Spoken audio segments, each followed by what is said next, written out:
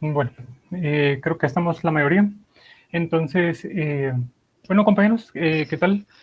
Espero que se encuentren bien. Que se encuentren bien. Vamos a iniciar con la conferencia del curso. Eh, para la conferencia del curso tenemos el tema para nuestro curso de arquitectura de software, diseñando el futuro de las aplicaciones. Y nuestro conferencista pues, es el ingeniero Juan Arbado, que ya está conectado, también es egresado de la Universidad de San Carlos. Entonces, Jonar, desde ahí ya te dejo la palabra para que inicies con tu presentación. Muchas gracias.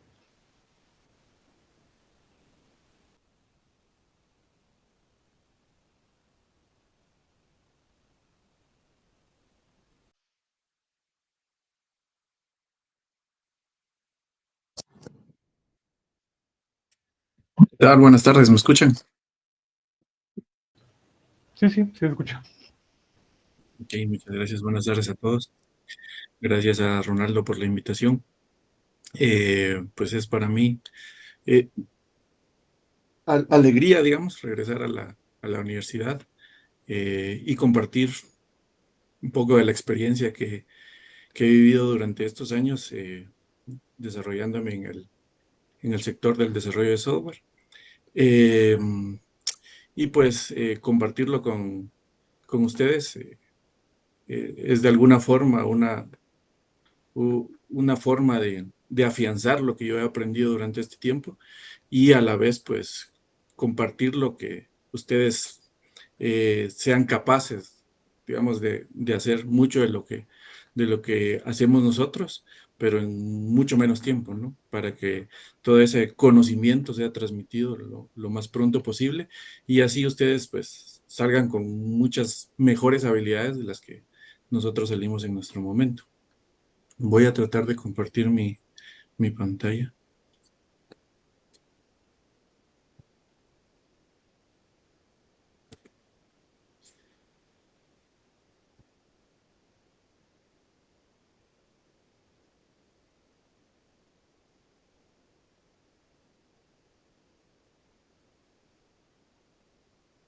¿Pueden ver mi pantalla? Sí, ya se mira. Gracias, gracias. Voy a iniciar la presentación.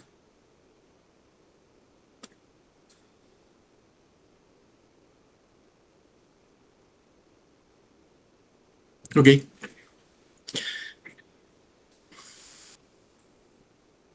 Permítame un momento, quiero.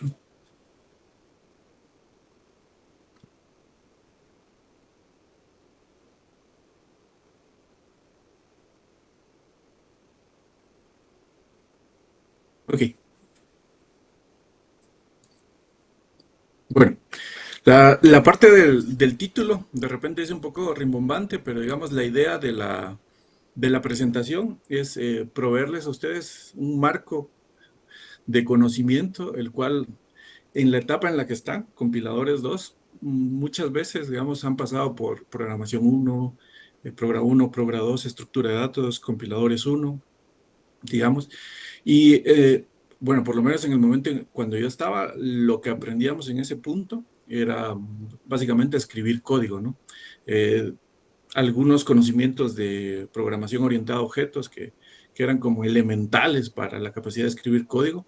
Le preguntaba a Ronaldo en qué suelen programar ahora en la universidad y me comentaba de que mucho se programa ahora en Python.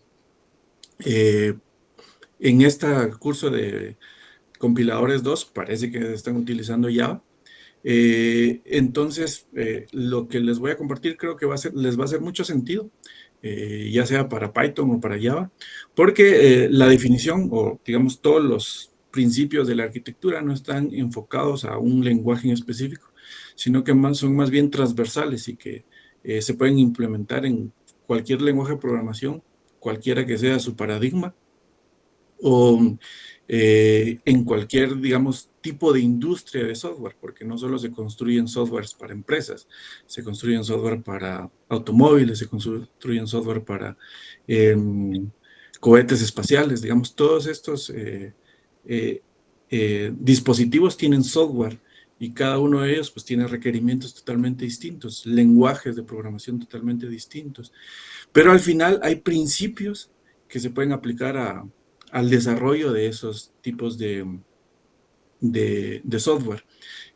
Bueno, antes de continuar, me gustaría decirles que si tienen alguna duda en cualquier momento, por favor, levanten la mano, háganla. Yo creo, no puedo ver directamente, pero de repente y Ronaldo podría ahí avisarme respecto a si hay dudas o algunos comentarios, ¿verdad?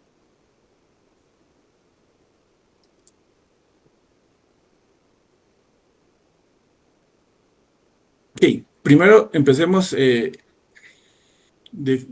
digamos, ubicándonos en la parte en que vamos a hablar, digamos. Muchas veces, y esto es importante, debemos definir correctamente las palabras y el lenguaje que vamos a utilizar. Muchas veces ustedes se van a encontrar en muchos lugares, blogs, libros, eh, conversaciones inclusive, digamos, el utilizar arquitectura sin especificar, digamos, si estamos hablando de una arquitectura de sistemas, si estamos hablando de una arquitectura de software, que son dos cosas distintas, pero regularmente cuando hablamos de arquitectura, yo lo que he visto es que la gente, los libros, en las conversaciones se refiere más que todo a la arquitectura de sistemas, es decir, el ecosistema completo, lo cual incluye el hardware, el software, la comunicación, cómo se comunican distintos computadoras o softwares, digamos, y los procesos, no solo el software y el hardware como tal, sino cómo los usuarios interactúan y en qué momentos interactúan con los sistemas.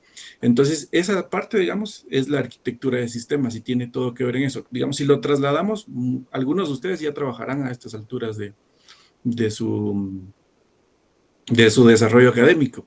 Entonces, no sé en qué áreas se especializan de desarrollo, pero probablemente las áreas más grandes de desarrollo aquí en Guatemala son el desarrollo de software empresarial, es decir, aplicaciones que se van a utilizar en las empresas, ya sea e-commerce, administración de recursos humanos, o la utilización de todos estos software que son para uso empresarial y que de alguna forma las empresas necesitan para obtener ganancias, para desarrollar sus procesos o para innovar respecto a lo que están haciendo, ¿no? Entonces, mucho nos desarrollamos en ese ámbito, pero hay, como les comentaba al inicio, hay un montón de áreas del desarrollo del software como tal, un montón de industrias. Entonces, esta es la arquitectura de sistemas. ¿Qué es la arquitectura de software? Digamos, la arquitectura de software. Podemos hablar entonces de una arquitectura del software y podemos hablar de una arquitectura del hardware. Hay un curso, creo que es, ya no me acuerdo del curso, organización, o hay un curso inclusive que se llama arquitectura de computadores, en donde muy probablemente van a ver, digamos, toda esta parte de arquitectura de hardware. No tan profundo, pero lo van a ver y la idea es que pues se aprenda lo suficiente como para tener conocimientos más sólidos de dónde se está ejecutando el software que estamos construyendo. Y luego ya tenemos la arquitectura de software como tal, que es cómo es que vamos a estructurar nuestro software. Eh, por ejemplo, si tenemos cada las refrigeradoras ahora pues traen software, ¿no? Entonces cada uno de esos elementos tiene su propia arquitectura. Entonces es necesario definirla, conocerla y pues trabajar a partir de esa arquitectura. Si hay dudas, por favor, háganlas. Vamos a comenzar con lo elemental que es el diseño del software. Eh, digamos, en el diseño del software hay cuatro partes importantes. Uno es el análisis como tal. Luego es el diseño, no un diseño, digamos, un diseño básico en el sentido de que son elementos comunes a todas las áreas de la humanidad. Es decir, hay diseño en diseño de casas, por ejemplo, hay diseño de interiores, por ejemplo. En todo lo que hacemos hay diseño de automóviles, no el software de los carros, sino los carros como tal. Los automóviles, hay diseño en eso, digamos. Entonces, hay principios que guían todos los tipos de diseño. Entonces, después del análisis pasamos a esa parte del diseño como tal, a esos principios que van a guiar el diseño, en este caso el diseño de software. Luego pasamos al diseño modular, que eso ya es como que venir y bueno, tenemos un gran problema, necesitamos dividir ese problema, hacerlo módulos, pedacitos, para que seamos capaces de gestionar ese problema de forma satisfactoria. Lo más común, digamos, veamos un carro, tiene distintos sistemas dentro del mismo vehículo. El sistema de frenos, el motor, el sistema de arranque, digamos, todos estos elementos que al final alguien lo diseñó y dijo, bueno, dividámoslo de tal forma que nos enfoquemos en pequeñas partes del problema en general para que así nuestro diseño nos dé la solución que necesitamos. Entonces, ese es el diseño modular. En el software, pues también tenemos otra vez principios y métricas para determinar nuestro diseño, el diseño del software. Y luego tenemos el diseño orientado a objetos. En este caso, es muy específico, digamos, para el paradigma orientado a objetos. Muy probablemente han visto paradigmas de lenguajes de programación. El paradigma procedimental, digamos, el paradigma orientado a objetos, y luego hay otras clasificaciones de paradigmas. En este caso estamos hablando del diseño orientado a objetos como paradigma en donde se establece cómo se organiza el código. Es decir, en un diseño orientado a objetos, el código se organiza por medio de clases. Ese es su módulo, su elemento principal, las clases. Ya luego vienen los paquetes, digamos. En Python he programado muy poco, de hecho casi nada, entonces no conozco cómo es que se organiza el código. Creo que pueden crearse clases, pero también se pueden crear funciones libres, es decir, que no precisamente van a estar en una clase, sino que están ahí y yo la puedo utilizar en cualquier lugar, más o menos como JavaScript, que se pueden crear funciones libres. Yo puedo crear una función y esa función no pertenece a ninguna clase y se puede llamar desde cualquier lado, ¿no? Entonces, esa es una función libre. En Java no existe tal cosa como una función libre. Todo tiene que estar dentro de una clase y cada clase pues tiene que estar dentro de un módulo. Esa es la parte entonces de orientado a objetos. Vamos a ver la parte de análisis. En la parte de análisis, lo más importante es el modelado del negocio. ¿Qué es el modelado del negocio? Conocer el negocio.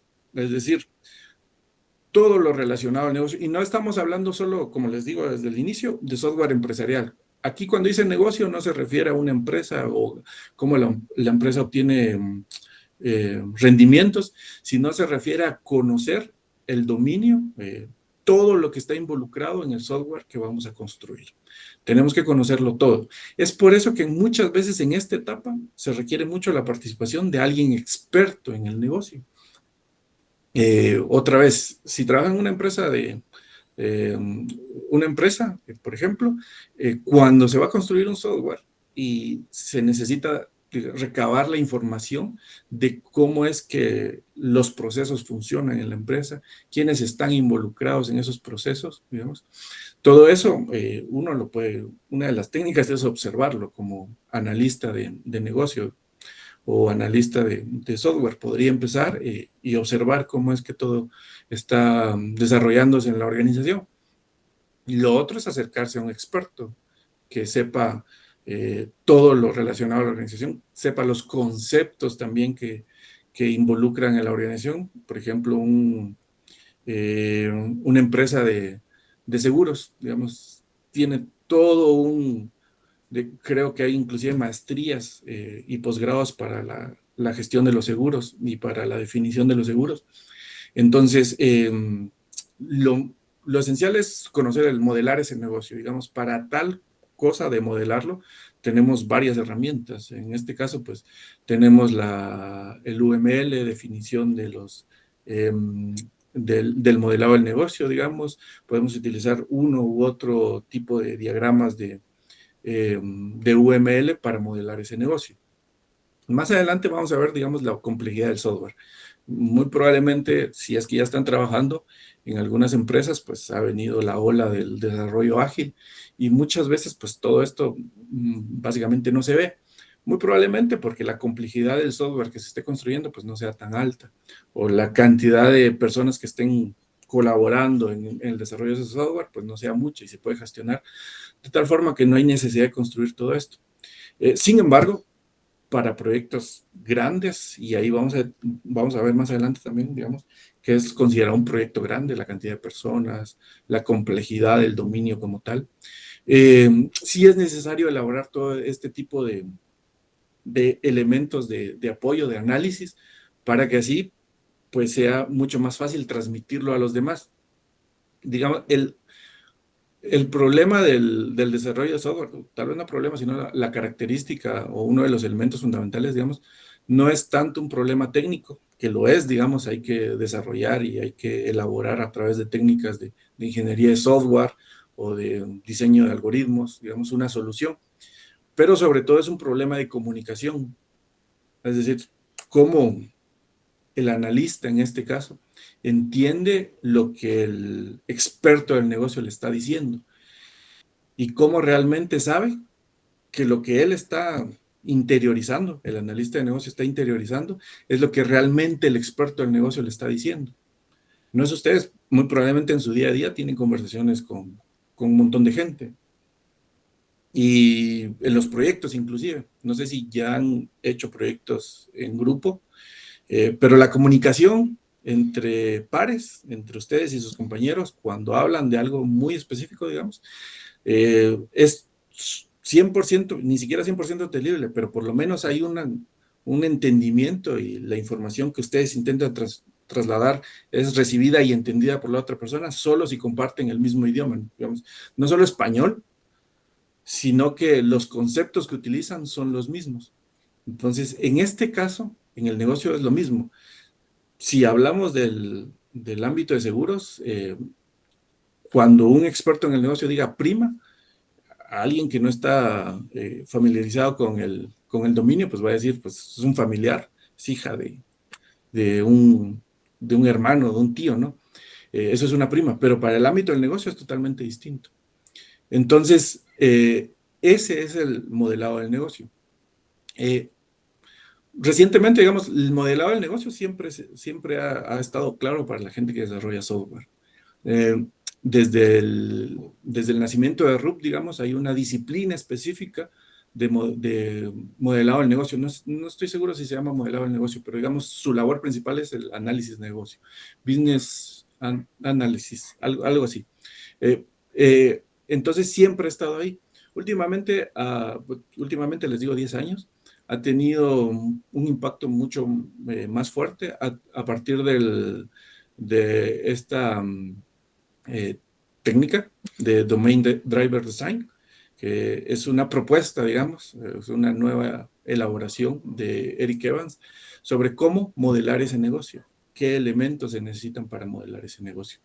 En este aspecto, entonces, si ustedes quisieran entrar mucho más a detalle, a la parte de análisis, podrían revisar esta bibliografía que les pongo ahí a la par, el Domain Driver Design, el RUP, el Rational Unified Process, y el análisis de patrones, en este caso es de Martin Fowler. Eh, Martin Fowler tiene varios libros muy interesantes y a él le gusta mucho encontrar patrones. Tiene un libro de arquitectura de software sobre patrones y en la parte de análisis también tiene patrones. Entonces, es interesante ver, digamos, porque si vemos nosotros los patrones, cuando analicemos algo, vamos a ver, este comportamiento de este negocio, digamos, de este dominio como tal, entra en este patrón. Y por tanto, si entra en ese patrón, muy probablemente voy a tener estrategias que me van a permitir obtener la mayor información basados en ese patrón. Voy a continuar. Luego tenemos, una vez que pasamos la parte de análisis, tenemos la parte del diseño. Les comentaba entonces que aquí me refiero al diseño, digamos, muy general, no cuestiones de modularidad o de objetos, sino que elementos básicos del diseño en software, en este caso la legibilidad. ¿Qué es la legibilidad? Pues que cuando yo vuelva a leer mi código sea capaz de entenderlo, o que cuando alguien más lea el código sea capaz de entenderlo. ¿Cómo se logra eso? Pues respetando reglas y convenciones, en este caso de escritura del lenguaje. Entonces, hay reglas sintácticas. Aquí ustedes son los expertos en este momento. Yo recuerdo muy poco de compiladores 2 y no me dedico al desarrollo de compiladores. Tal vez a algunos de ustedes sí les guste el desarrollo de compiladores y se dediquen a eso precisamente. Pero, digamos, las reglas sintácticas, ¿quién nos obliga a cumplir esas reglas sintácticas? El compilador, precisamente. Si no lo escribo correctamente, con la sintaxis que el compilador me obliga, pues eso no va a compilar y por tanto no se va a poder ejecutar. Entonces es una obligación. Entonces en ese aspecto pues no hay tanto problema porque el compilador me obliga a cumplir la sintaxis. Y ya luego tenemos reglas de estilo y convenciones. En este aspecto varía de acuerdo al lenguaje de programación y a las comunidades de ese lenguaje de programación. Probablemente Python tenga sus reglas y estilos y convenciones. En este caso, yo conozco las de Java. Por ejemplo, los nombres de las clases, escribirlas en Pascal Case, la primera mayúscula y las siguientes, digamos, inicios de alguna nueva palabra, pues también en mayúscula. Los nombres de métodos y variables en camel case, constantes en mayúsculas con guiones bajos, indentación consistente, que normalmente estén 4 espacios o un tabulador a partir de la indentación y evitar nombres genéricos como X, data, temp, excepto en contextos muy breves. Y luego, pues evitar aspectos como que repetir mucho código, sino que tener un código ubicado en un mismo lugar y no repetirse a sí mismo. Luego tenemos esta cosa del Jagni, que es no hacer cosas, digamos, que en caso que. Eso es muy común que caigamos en el hecho de que, bueno, vamos a desarrollar tal funcionalidad, pero ¿qué pasa si al usuario se le ocurre tal cosa? Entonces preparemos para que esté listo, digamos. En la medida de lo posible, pues habrán aspectos que sí, habría que hacer eso, pero en la medida de lo posible hay que evitar desarrollar funcionalidades que no se requieren en su momento. Y el KISS, mantener lo más simple posible el código que estamos desarrollando. Entonces, estos son aspectos de diseño que aplican a todos los lenguajes de programación y por tanto lo pueden trasladar ustedes ya sea al lenguaje que están utilizando en este momento o a los futuros, ¿no? Y respetar, digamos, estos principios para que así haya una convivencia sana entre desarrolladores. Lo que desarrollamos lo seamos capaces de entenderlo nosotros y pues alguien más pues sea capaz de entenderlo también. Luego pasamos al diseño modular. En el diseño modular, lo básico es dividir en partes. Digamos, esta parte, eh,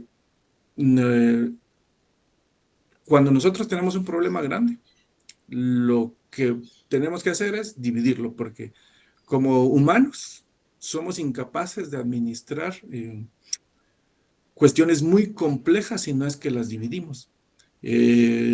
Por ejemplo, si yo les diera un listado de 5 números, 10, 15, 20, 25, 30, digamos, y les dijera, bueno, de esos números que les di, díganme los 5 números.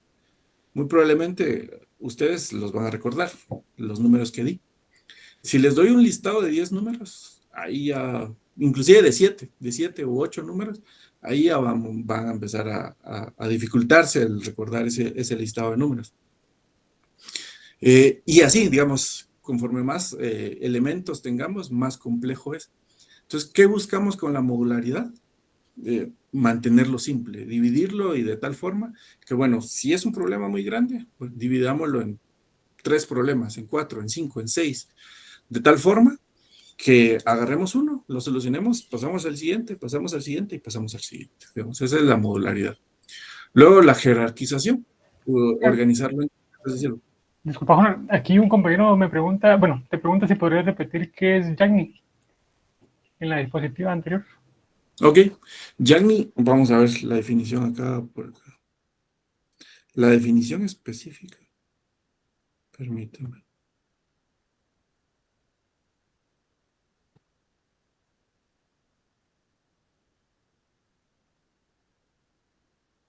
Hacer solo lo que se necesita y nada más. Eso es Jagni.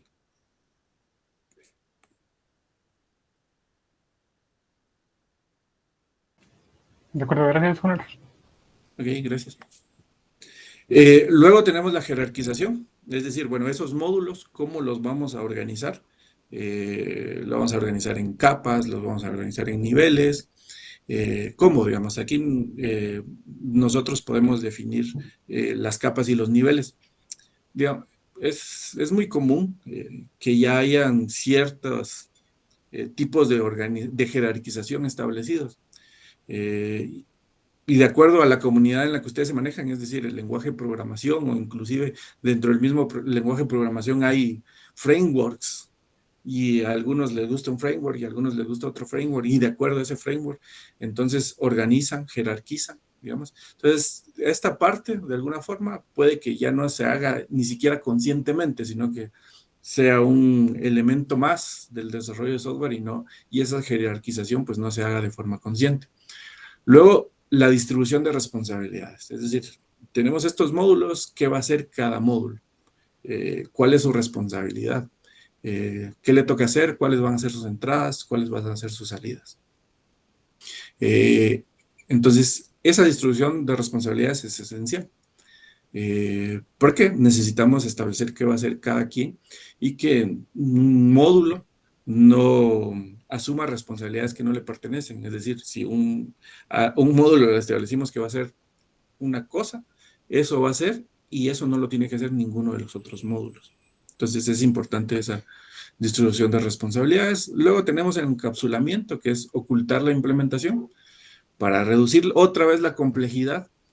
Quienes utilizan los distintos módulos no tienen que saber cómo está implementado eso, sino únicamente qué es lo que se espera que haga de eso, no cómo se haga. Entonces es importante ese encapsulamiento. Algunos lenguajes de programación lo hacen de forma mucho más estricta que otros.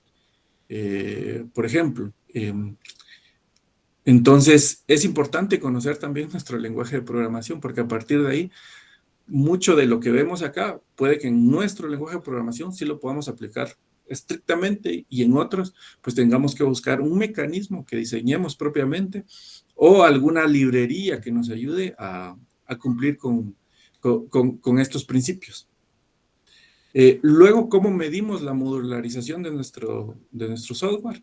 En este caso, a través de la cohesión, el acoplamiento y el tamaño. Estas son métricas importantísimas. Si algo quisiera que se llevaran de esta pequeña charla es la parte de las métricas, la cohesión, el acoplamiento y el tamaño. Cuando yo estaba en la universidad, recuerdo haber oído algo de cohesión y algo de acoplamiento, pero nunca oí algo de tamaño, que es importante y que nos va a dar la perspectiva respecto a los otros dos elementos, la cohesión y el tamaño, la cohesión y el acoplamiento. Vamos a ver la parte de cohesión. ¿Qué es la cohesión? La cohesión, digamos que es que todos los elementos comunes que se necesitan para hacer una tarea estén en el mismo lugar y nada más que en el mismo lugar. Es decir, si alguien tiene una responsabilidad, y aquí podemos pensar un poco, por ejemplo, imaginemos que estamos en un grupo de trabajo de la U, tenemos que hacer una presentación. Y entonces viene quien lidera el grupo y dice, bueno, vamos a establecer responsabilidades. Jorge, vas a hacer esto, eh, María, vas a hacer esto, Juana, vas a hacer esto, digamos, y esas son sus responsabilidades. Y lo que se espera es que a quien se le asigna las haga y que no se metan en las responsabilidades de los demás. Entonces, aparte de eso, se necesita que cada una de las personas tenga los elementos necesarios para cumplir con su responsabilidad.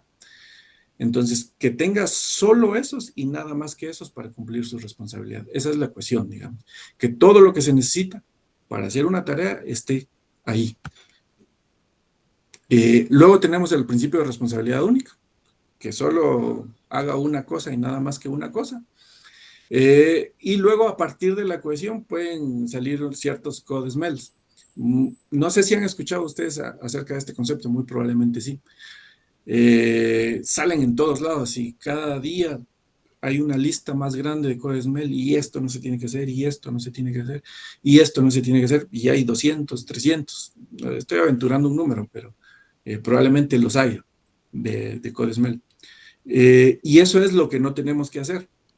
Y eso, por lo menos a mí, me abrumaba. Es decir, ¿cómo voy a aprender yo esas 300, 200 cosas que no tengo que hacer? Pero entonces me di cuenta de que en realidad no tengo que aprender lo que no tengo que hacer, sino que tengo que aprender lo que sí tengo que hacer. Y a partir de ahí hay tres cosas esenciales que sí hay que hacer. La cohesión, el acoplamiento y el tamaño. Con esas tres cosas, la mayoría, no todos, la mayoría de CodeSmells, digamos, van a desaparecer. O por lo menos esa es la idea. Muy probablemente no, pero nos vamos a dar cuenta. Y si lo dejamos ahí, lo vamos a hacer de forma que somos conscientes de ello y en algún momento pues vamos a regresar a trabajarlos. Pero estos tres elementos son esenciales. Entonces, ¿qué es importante aquí? Aprender qué es lo que hay que hacer, más que aprender lo que no hay que hacer. Entonces, ¿qué puede resultar de que no apliquemos una buena cohesión?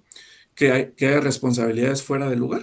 Es decir, que una clase o función realiza tareas que no le corresponden a esa clase, sino que está haciendo otras tareas que tiene que hacer alguien más. ¿Por qué es que la pregunta en ese momento es ¿por qué es que está haciendo tareas que no tiene que hacer? Podría ser porque por algún motivo él tiene datos que el otro módulo no tiene, por ejemplo. Entonces viene otra vez la pregunta, ¿por qué él tiene datos que el otro módulo no debería tener? ¿Por qué están aquí los datos? Entonces ahí hay un montón de posibilidades. Una es porque la responsabilidad en realidad no debería estar del otro lado, sino que de este lado podría ser. O porque este dato que está aquí no debería estar aquí, sino que debería estar en el otro lado. Entonces, ese dato no está cohesionado, es decir, no está en donde debería estar en otro lado. Luego tenemos clases sin responsabilidades. En esta parte, muchos hemos construido clases sin responsabilidades. En este aspecto podríamos hablar de los DTOs, pero que el DTO es un aspecto que se utiliza para otra cosa, digamos. Aquí, clases sin responsabilidad se refiere más a unas clases que están atendiendo un modelo del dominio. Entonces, cuando estamos desarrollando un software y estamos desarrollando un software con un enfoque de Domain Driven Design, necesitamos desarrollar todas las clases con una responsabilidad, porque si no, no están ahí, digamos, ¿qué es lo que hacen? Su función no es no solo tener datos.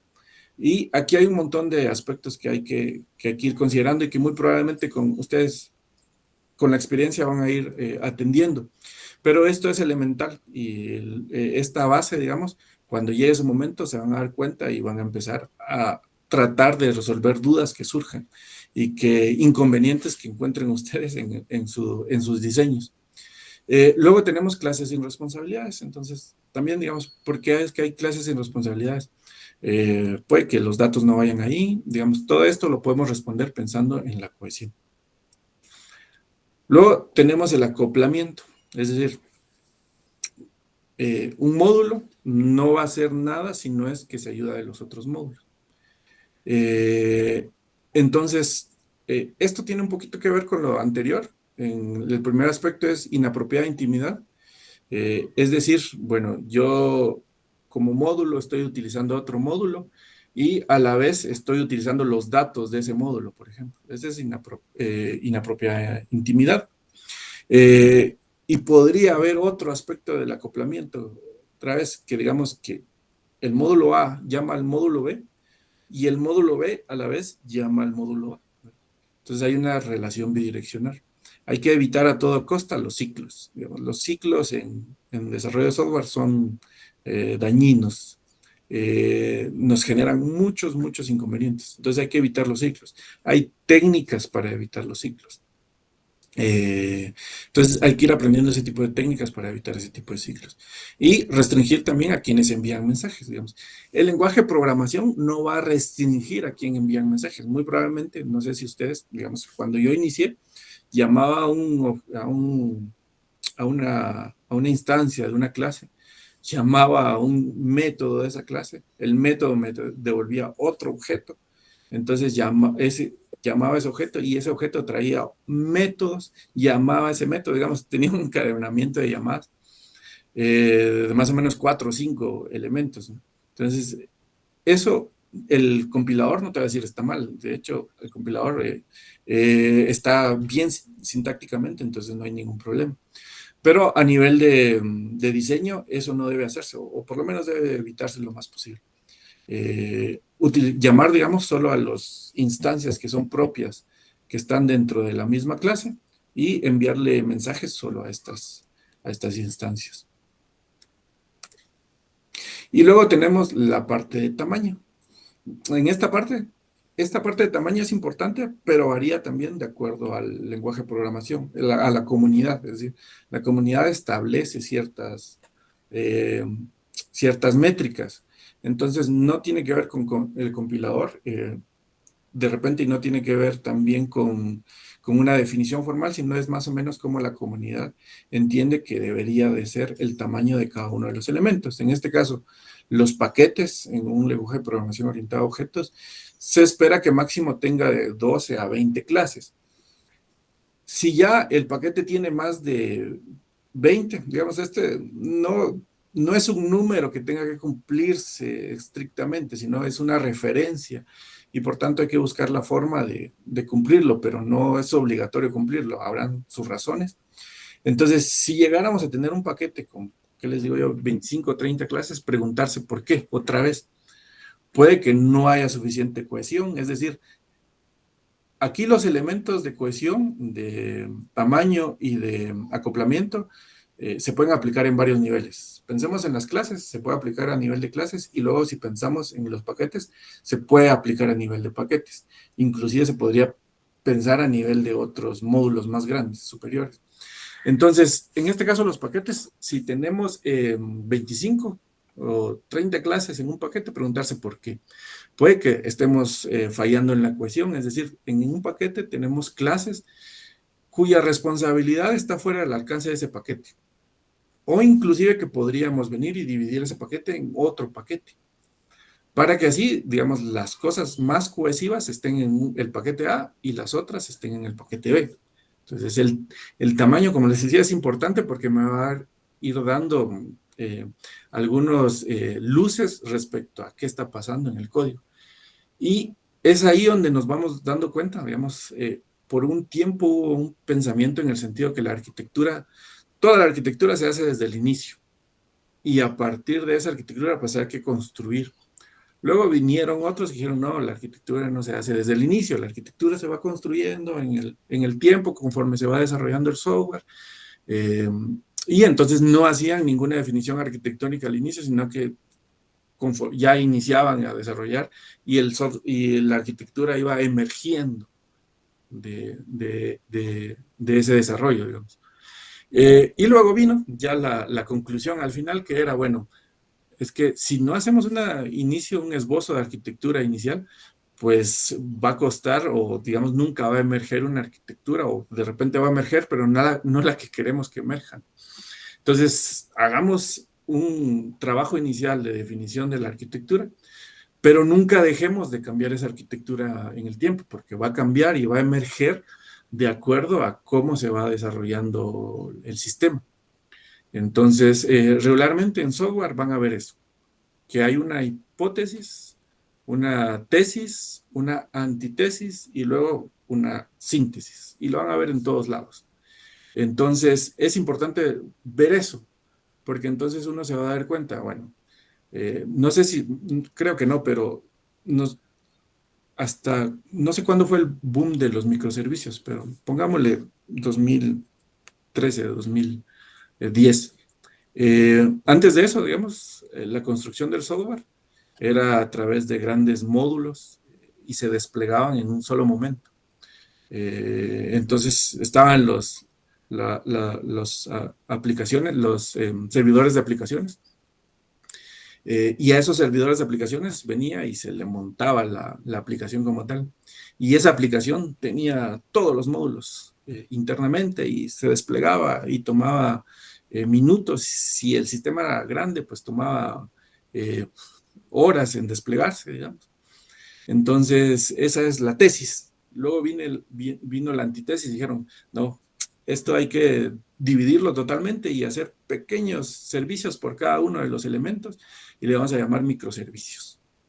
Y esa fue la antítesis durante unos 10 años.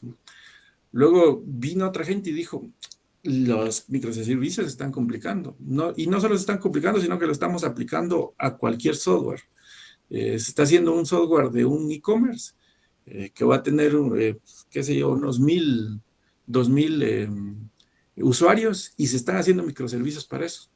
Y no lo necesita, o sea, 2000 usuarios no son nada. Entonces no necesita microservicios. Entonces vino la síntesis, que es, bueno, la modularización de los microservicios es importante porque ya vimos que los sistemas van a crecer y si llega el momento de crecer, esa modularización nos va a permitir desplegar cada uno de los elementos en distintos servidores, por ejemplo. Pero no en este momento. Y aparte, podemos hacerlo, digamos, en un solo elemento desplegable, tener todos estos servicios y desplegarlo. Y así no volverlo tan complejo desde el inicio, ¿no? Entonces vamos a ver toda esta parte de tesis, antitesis y síntesis en todo nuestra profesión del desarrollo de software. Luego tenemos la parte de las clases, cuántos atributos, 3, máximo 5, la cantidad de métodos, de 20 a 25 métodos por clase, la cantidad máxima de líneas por clase, de 200 a 500 líneas. Si ya empezamos a ver que nos salimos de estos parámetros, otra vez a pensar por qué. Mucho del tamaño tiene que ver con la cohesión, entonces, bueno, dividamos y cada elemento que es más cohesivo con otro, pues mantengámoslo ahí. Luego tenemos los métodos, cuántos parámetros debería recibir un método, cuántas líneas de código debería tener el método, cuántos caracteres debería tener cada línea. Digamos, todos estos aspectos de tamaño nos van a dar luces respecto a cómo está yendo el código y qué podemos hacer sobre la cohesión y la modularidad. Después de haber pasado de la parte del diseño orientado a objetos, podemos tener entonces ya el análisis del diseño orientado. Perdón, vimos el diseño de módulos, ahora podemos pasar a la parte del diseño orientado a objetos, que ya es un aspecto ya muy específico del lenguaje de programación en el que estemos. Aquí tenemos el polimorfismo, el principio de abierto y cerrado, abierto para extensiones y cerrado para modificaciones, la reusabilidad y la flexibilidad, la utilización de clases abstractas e interfaces, el principio de separación de interfaces, el principio de inversión de dependencias, el principio de inversión de control, la inyección de dependencias, el principio de sustitución de Liskov, la herencia, la delegación, ¿qué es mejor? Bueno, ¿qué es más recomendado, la herencia o la delegación? Cada uno tiene sus casos de uso, pero en general se recomienda más utilizar la delegación que la herencia. Y luego la jerarquización, cómo vamos a hacer esa jerarquía de clases. Esta es la parte del diseño orientado a objetos. ¿Qué libros les recomiendo en esta parte? Les recomiendo el de Grady Butch, que es el diseño y análisis orientado a objetos. Luego también los patrones de diseño del grupo de los 4. Este es bien importante, digamos. Al principio hablaba de un lenguaje común entre las personas para entenderse. Y los patrones de diseño son precisamente eso, un lenguaje común para que entre desarrolladores nos podamos entender.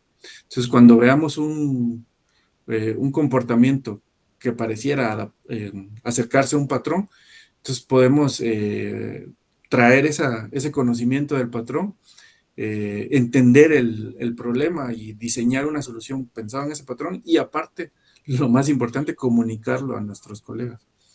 Entonces, esta parte del diseño de patrones patrones de diseño es importante. Y luego otra vez el UML, el lenguaje de modelado. Hay una herramienta que se llama Plant2ML que pueden utilizar para hacer estos diagramas, que son la construcción de diagramas a partir de código. Entonces, es aprenderse la sintaxis y construir los diagramas a partir de código. Y eso nos va, digamos, lo importante del código es, por supuesto, lo importante de los diagramas, por supuesto, es la comunicación. Pero sobre todo, lo más importante de los diagramas es que me entienda a mí mismo. Los diagramas me van a ayudar a aclararme a mí. Es decir, muchas veces, y es, digamos, en este momento en el que están, que es compiladores 2, siento yo que es esencial porque el software que están construyendo en este momento es súper complejo. Es decir, utilizan ya varias herramientas que hacen, digamos, la mayor parte de labor el análisis sintáctico del input, del texto de entrada, ¿no? Sin embargo, digamos, mucho de cómo van a construir su código tiene que ver cómo lo van a organizar, cómo se van a interrelacionar las clases internamente, y cómo es que ustedes visualizan esa solución. Entonces, cuando no encuentren que continúan, digamos, con su diseño, es decir, que encuentren que no son capaces de seguir diseñando la solución que intentan hacer, diagrámenlo, y van a ver que ya viendo ahí todos los componentes del sistema, les va a ser mucho más fácil entender el problema y encontrar una posible solución. Entonces, la creación de diagramas es para comunicar, pero sobre todo es para entender el problema y entenderme a mí mismo. Hasta el momento hemos visto el diseño modular y el diseño orientado a objetos. Ahora vamos a pasar a ver ya la arquitectura de software como tal. En la arquitectura de software, digamos, en este momento vamos a hacer solo un símil con la arquitectura que conocemos de la construcción de edificios, pero solo, digamos, solo en este momento y solo para entender aspectos muy importantes. Muchas veces caemos en la, no sé si llamarle exactamente error, pero caemos en lo fácil que es comparar el desarrollo de software con la construcción de edificios. Y no son comparables, de repente en elementos muy, muy precisos, pero no son para nada comparables. Entonces, es importante que encontremos las analogías adecuadas para entender los problemas que queremos atender. Entonces, en este momento, hago la aclaración ahí, vamos a utilizar solo la analogía de la construcción de edificios, solo para entender cómo vamos a manejar la complejidad. Y en ese sentido, la arquitectura, la construcción de edificios sí nos da la claridad para entender cómo manejar la complejidad en el desarrollo de software. Porque no es lo mismo desarrollar una casa para un perro, por ejemplo, porque aquí vemos la casa y yo no sé de carpintería. Y digo, bueno, de repente lo que necesito son unas tablas. Ahí las bases pues se miran como que son unos trocitos. Y el techo lo veo otra vez de tablas, ¿no? Entonces, yo sin saber de carpintería, digamos, sé los elementos básicos ahí de repente tiene unas columnas, 4 columnas, tiene unas vigas por allá, y me podría atrever a hacerlo, digamos. Y me va a salir, probablemente me va a salir fea y todo, pero me va a salir, digamos, va a cumplir su objetivo principal, que es que el perro se resguarde del frío y de las inclemencias del tiempo. Si ya pensamos en una casa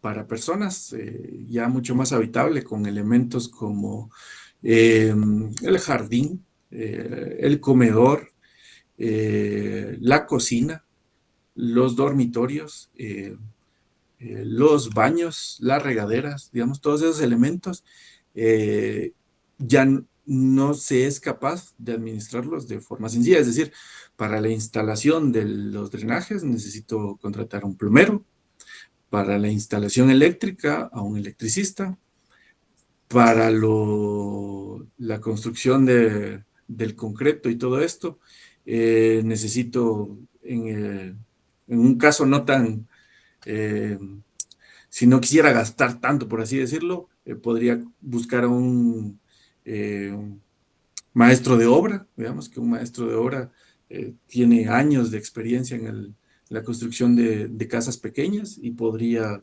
bien confiar en él, ¿verdad?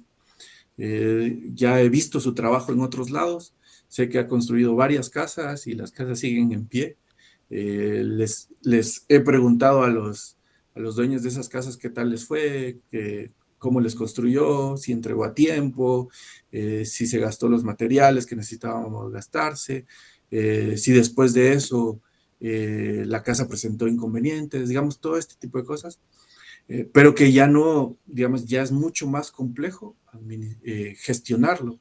Y de repente, si la casa es mucho más grande, ya inclusive ya ni siquiera yo como dueño lo tengo que gestionar, sino tengo que contratar ahí sí a un arquitecto de repente o una empresa que se encargue de gestionar todo eso, coordinar los distintos expertos que van a llegar a la instalación de la casa.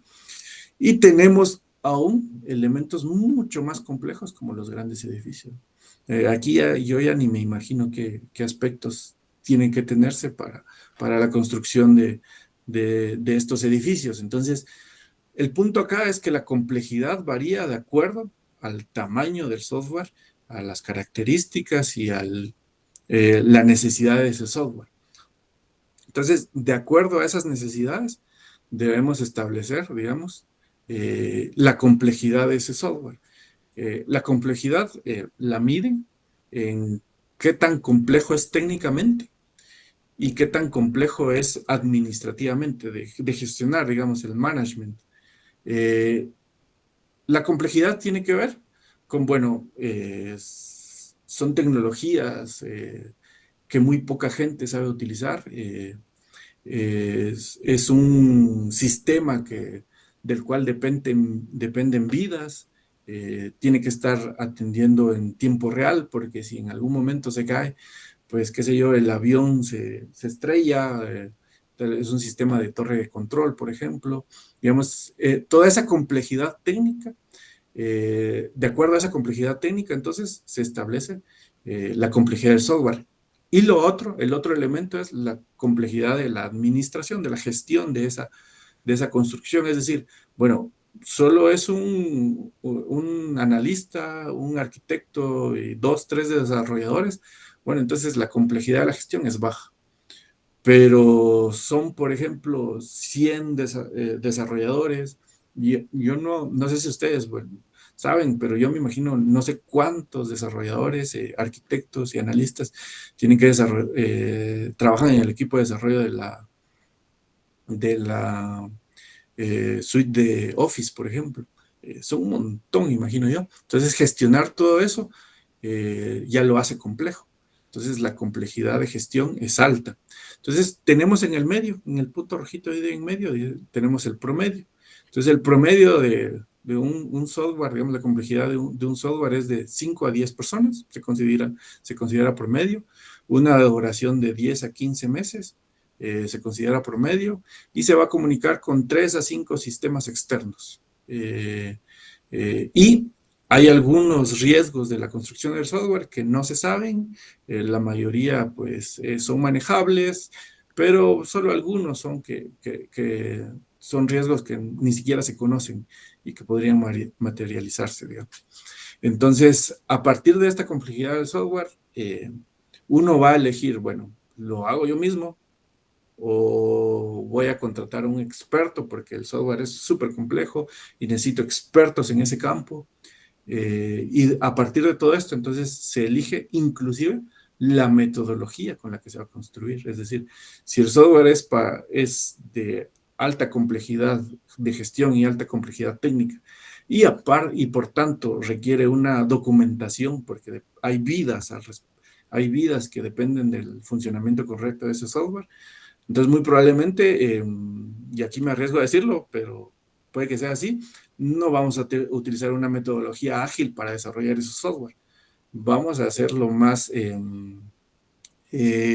vamos a documentar lo más que se pueda, porque si en ese software sucede algo mal, cuando vengan las auditorías van a auditar el software contra la documentación. Y entonces, de ahí va a surgir, digamos, y toda esa complejidad tiene que administrarse de alguna forma. Entonces, los documentos van a servir como elementos para trasladar el conocimiento a los siguientes desarrolladores, a quienes les den mantenimiento y todos estos aspectos, ¿verdad? Entonces, la complejidad del software es bien importante. Pero, ¿qué es la arquitectura de software? Y les recuerdo lo del inicio, estamos hablando de arquitectura de software en este momento, no de arquitectura de sistemas. La arquitectura de sistemas la dejamos en la entrada. Estamos hablando de la arquitectura de software. Y la arquitectura de software es la organización fundamental de un sistema en componentes, sus relaciones entre sí y con el entorno, así como los principios que guían su diseño y su evolución. Esta es la definición de IEEE. Van a encontrar en todos lados varias definiciones, pero hay elementos en común. Hay otra definición, esta de Grady Bosch, que una arquitectura es el conjunto de decisiones significativas sobre la organización. Es decir, cómo es que lo vamos a organizar, qué estructura vamos a determinar para ese software. Y otra vez, estoy hablando del software, es decir, aquí a nivel de paquetes, cómo lo voy a organizar, qué paquetes voy a crear. Y aquí es bien importante que les mencione los paquetes, porque muchas veces cuando estamos desarrollando en este punto, los paquetes para nosotros son indiferentes. Es decir, bueno, es una carpeta. Un paquete es una carpeta, entonces voy a meter cosas ahí. Y nunca nos paramos a pensar y decir, bueno, pero es que aquí solo tengo que poner, en este caso, clases que hagan una sola cosa, digamos, que estén cohesionadas y los paquetes solo van a depender de estos otros paquetes. Estos paquetes solo van a depender de estos otros paquetes, digamos. Entonces, esas son decisiones que yo voy a tomar. Entonces, esas son decisiones significativas. También puedo decir, bueno, estos paquetes nunca van a ser utilizados por este set de paquetes, por ejemplo. Esa ya es una decisión que estoy tomando. Entonces, luego seleccionar los elementos estructurales y sus interfaces, es decir, cómo me voy a comunicar con esos elementos estructurales, el comportamiento y cómo van a colaborar estos componentes. La composición de estos elementos estructurales y de comportamiento en subsistemas progresivamente más grandes. Lo que decía, el software, como es una construcción del pensamiento, de nuestro pensamiento, va a ir progresivamente cambiando y por tanto va a ir aumentando de tamaño. Y como va a ir aumentando de tamaño, necesitamos ir atendiendo el crecimiento en complejidad. Y el estilo de la arquitectura, es decir, cómo es que voy a organizar este software, lo voy a organizar en capas. Esas capas, ¿cómo van a ser? Van a ser capas técnicas, van a ser capas del negocio. Todas esas decisiones hay que tomarlas. Estos elementos, arquitectura que guían la organización. Estos elementos, sus interfaces, sus colaboraciones y su composición. Esta es la definición de Grady Bosch. ¿Y qué elementos comunes hay entonces?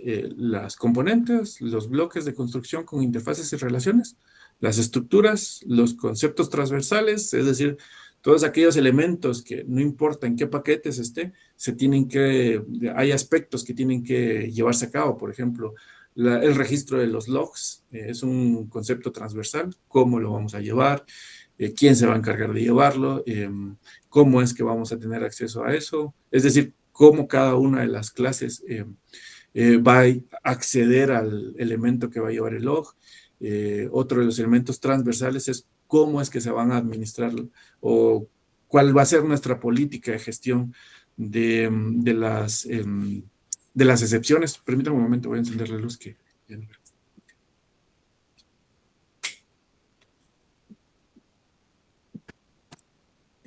Entonces, hablarnos de las excepciones, cómo es que se van a administrar las excepciones, quién es el encargado de atender las excepciones, en el sentido de que, bueno, si viene una excepción, puedo propagarlas hacia arriba, o va a haber un elemento general que gestione esas excepciones. Digamos, todas estas definiciones tienen que hacerse. Las decisiones de arquitectura y sus consecuencias en todo el sistema y el ciclo de vida. Digamos, una decisión en este momento no solo me va a impactar en este momento, sino que muy probablemente más adelante. ¿Por qué? Porque los requerimientos del sistema probablemente cambien.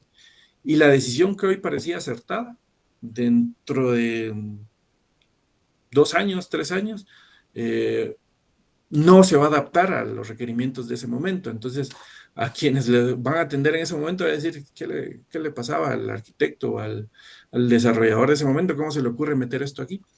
Y muy probablemente, como no hay una definición arquitectónica o un documento que especifique por qué se tomó esa decisión en ese momento, no se va a entender en ese momento la decisión, en el momento en donde ya está generando inconvenientes, no se va a entender esa decisión.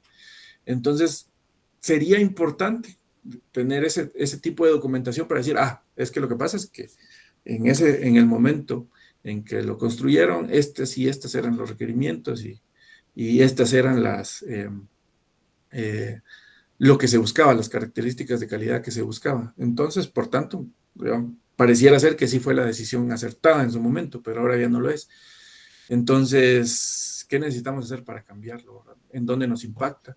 Entonces, estas decisiones de arquitectura son difíciles de cambiar a posterior, porque son aspectos estructurales que nos sostienen la arquitectura. Entonces, por eso es que muchos piensan de que hay que hacer un trabajo fuerte, digamos, no completo, pero al menos fuerte, de definición de la arquitectura inicial. Digamos, bueno, el sistema va a tener esto, y esta cantidad de usuarios, va a tener esta cantidad de funcionalidades, se va a utilizar en este lugar, en este otro lugar, se tiene que desplegar aquí, se tiene que desplegar allá, y por tanto, se define una arquitectura que potencialmente sea capaz de atender un crecimiento en el uso de usuarios, en la cantidad de usuarios que lo usan, en los lugares en donde se despliegue, digamos, todos esos elementos podrían atenderse en la definición inicial, pero para eso se necesita conocer, digamos, tener información respecto a qué qué se proyecta en 2, 3 años, ¿no? Y muchas veces no se tiene. Entonces es importante documentarlo hoy para que más adelante pues se sepa por qué se tomó esa decisión. Entonces, estos son los elementos comunes. Entonces, la arquitectura de software tiene que ver a nivel de paquetes. ¿Cómo es que se organizan los paquetes? ¿Cómo es que esos paquetes se acoplan? Es decir, un paquete depende de otro paquete, que no hayan dependencias acíclicas, perdón, sí, el principio de dependencias acíclicas, el principio de dependencias estables, es decir, que en general no cambien mucho esas dependencias, el principio de abstracciones estables, es decir, un paquete lo que me va a exponer al final va a ser funcionalidades. Entonces, esas funcionalidades regularmente se expresan a través de interfaces, por ejemplo, en Java. No sé si en Python o algún otro lenguaje que manejen, o en JavaScript, cómo se expongan esas funcionalidades, si hay alguna definición, bueno, esta clase va a tener estas funcionalidades y no me, digamos, por el principio de encapsulación, no me importa cómo estén implementadas, lo que me importa es saber qué es lo que hace. Entonces, la arquitectura de software, retomo, es la parte de cómo se acopla los paquetes y cómo esos paquetes también cohesionan las clases internamente y cómo se cohesionan dentro de ellos, porque un paquete puede tener varios paquetes internamente. La dependencia entre los paquetes. El paquete A depende del paquete B. ¿Por qué depende del paquete A del paquete B? Porque la clase X depende de la clase Y. Entonces, no es que directamente hay una dependencia formal. Bueno, aunque ahora en Java 9, bueno, ahora, cuando salió Java 9, ya era posible, digamos, de un paquete establecer cuáles eran las clases que se podían exponer a otros paquetes. Digamos, eso antes de Java 9 no era posible. Entonces, un programador podía venir y el paquete A está disponible, quiero ver cuáles clases están ahí, bueno, y puedo utilizar las clases, cualquiera de las que estén ahí, ¿Por qué? Porque el compilador como tal no me restringía a usar cualquiera de los paquetes. ¿Cómo podría yo evitar que un programador utilice una de las clases? ¿Y por qué los programadores? Porque recordemos que los sistemas complejos trabajan 10, 15, 20, 30 desarrolladores. Ahorita no lo vemos porque el único que desarrolla el proyecto de Compi2 son ustedes y nadie más que ustedes. Pero cuando ya haya mucha gente trabajando, eh, los paquetes y las funcionalidades están ahí y lo que van a hacer los desarrolladores es, eso está ahí, lo voy a usar. Entonces, una forma es establecer políticas. Miren, desarrolladores, no utilicen las clases que están nombradas de tal forma, por ejemplo. O que el paquete A no puede utilizar el paquete C, sino que tiene que pasar por el paquete B. Digamos. Esas son decisiones de diseño que se tienen que tomar. Eh, entonces, les comentaba que a partir de Java 9 ya era posible establecer, bueno, de este paquete, cuáles clases sí se van a exponer al exterior, es decir, a los otros paquetes. Entonces, eso no era posible antes. Luego tenemos los ejemplos sin ciclo. Los paquetes los tenemos que ver como un árbol invertido, en donde, digamos, tenemos un paquete hasta arriba y luego hay paquetes abajo y abajo y abajo. Entonces, ahí vienen las dependencias. Entonces, podemos ver acá que el paquete A depende del B y a la vez dependen del H. Digamos, una definición o una decisión de diseño sería que el paquete A, como les comentaba, no puedo utilizar directamente el paquete H. ¿Por qué? Porque el diseño así lo estableció por tal y tal motivo. Luego, podría establecerse también, digamos, que estos paquetes, vemos acá, que no pueden utilizar el paquete A. Es decir, el paquete A sí puede utilizarlos ellos, pero ellos no pueden utilizar el paquete A. Bueno, lo que hay que evitar a toda costa son los ciclos. Por ejemplo, acá el paquete A utiliza una clase del paquete D y este a la vez utiliza una clase del paquete G y el paquete G a su vez utiliza una clase del paquete A. Digamos, esos ciclos hay que romperlos. Y para romperlos hay técnicas como por ejemplo la separación de interfaces, la inversión de dependencias, sí, creo que es inversión de dependencias. Hay técnicas, digamos, que no tienen que ver precisamente con el lenguaje, de hecho no tienen que ver con el lenguaje, sino que son técnicas de programación que se pueden utilizar uno en otros lados. Y aquí es donde podemos utilizar inclusive los patrones, ¿no? Y creo que ya voy terminando. Esta es la parte de la arquitectura que les quería comentar. Aquí, digamos, hay aspectos que no comentamos de la arquitectura, como ¿cómo se llama esto? Las características de la arquitectura, es decir, cómo garantizamos el performance, la seguridad, todos esos aspectos que tienen que ver con la arquitectura. No entramos a ver eso, digamos, los que guían, los elementos que guían la arquitectura. Eso no lo entramos a ver y hay muchos otros aspectos que no entramos a ver, pero que creo que aquí, al nivel en el que se encuentran, que es la parte del código, esto podría ayudarles a mejorar la calidad y la arquitectura del software que están construyendo. Para dar un repaso, digamos, una visión un poco más general al respecto, y esto es una bonita imagen, digamos, que nos da una perspectiva de lo que tiene que ver. En este caso, no con arquitectura de software, no con arquitectura de sistemas, sino con ingeniería del software, que son aspectos distintos, cómo construimos el software.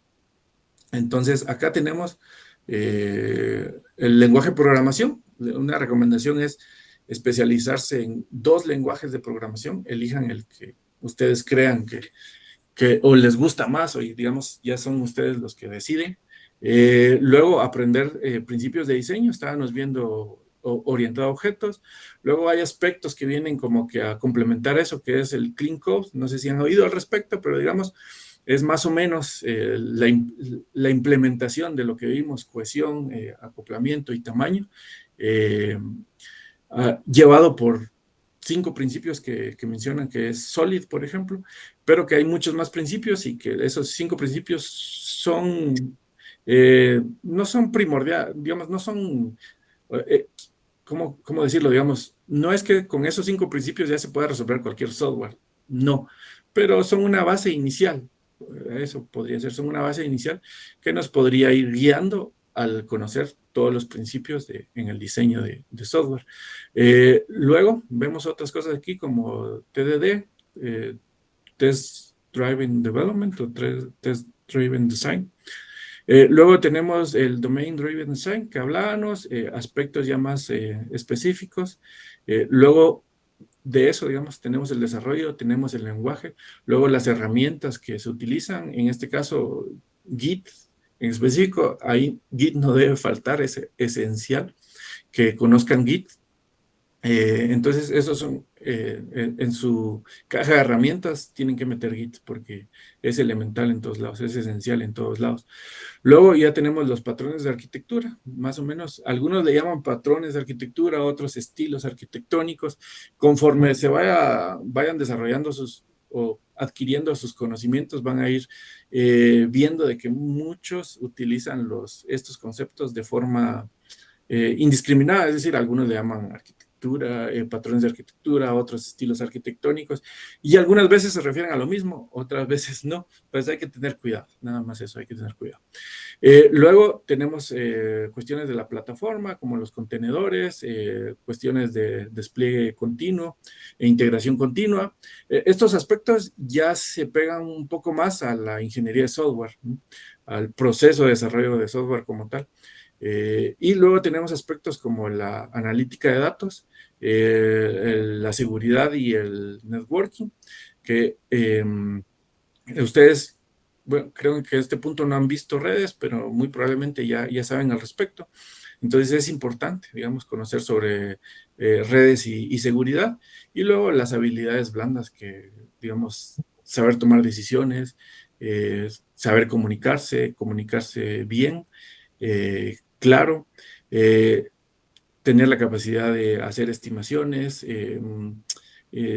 desarrollar la capacidad de liderazgo, digamos, todos esos aspectos que son fundamentales para iniciarse en el desarrollo de software y pues ir escalando de acuerdo a lo que deseen ustedes en esta carrera, ¿no?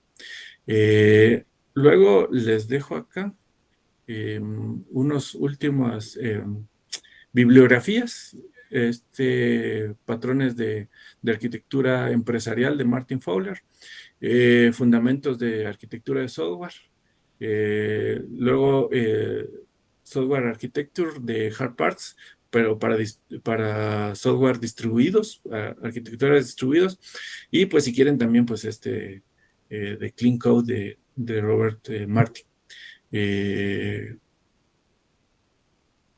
No sé si hay alguna duda, creo que hasta aquí llegamos por el día de hoy y se los agradezco mucho su tiempo y su disposición. Bien, primero desbloquea el teléfono. Sí, muchas gracias, Honor, ahí por tu tiempo y por la presentación. Yo creo que nos llevamos conocimiento valioso que nos has proporcionado. Sí, nos llevamos parte de todo el conocimiento que nos has dado. También a los compañeros, por si no hayan visto tanto la arquitectura de software, que pues en próximos cursos ya lo miran de forma más avanzada. Entonces, pues aquí ya pueden iniciar con una buena base para empezar con sus próximos cursos. No sé si tienen alguna duda, compañeros, si no, pues, bueno, nos estaría atendiendo, si no, pues, hasta aquí quedaría nuestra conferencia. Entonces, la pueden comentar o pueden abrir su micrófono. Si no, pues, eso sería todo por la conferencia.